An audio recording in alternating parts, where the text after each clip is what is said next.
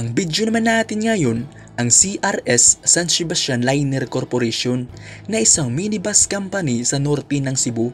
Ating bigyang suporta at pagkilala ang bus company sa video natin ngayon sa larangan ng bus transportation. Dahil sa kanila naranasan nating sumakay ng mga bus na pang world class, ating alamin anong uri o klase ng mga bus na mayroon na sila ngayon, ang kailang mga paunahing ruta. Pero bago tayo magsimula sa ating video, intro muna tayo mga kabus fanatics. Kung bago ka pa sa aking channel, please subscribe, hit the notification bell for more video. Ang CRS San Sebastian Liner Corporation ay isang provincial minibus company sa norte ng Cebu. Nagbibigay serbisyo sa larangan ng bus transportation gamit ang kanilang mga ordinary minibus na locally assembled bus. Ang kumpanya ay isa sa mga dominanteng minibus company sa norte ng Cebu at tinangkilik din ito ng maraming pasahero.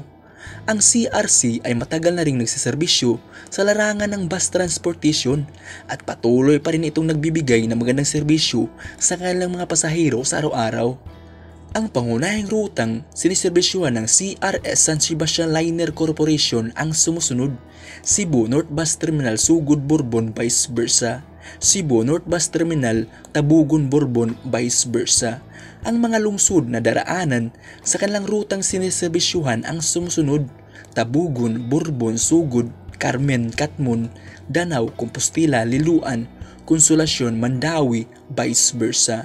Ang kumpanya ay nagpapatakbo ng mga ordinary minibus na mga bago at mga brand new na gawa ng locally assembled bodybuilders sa Cebu.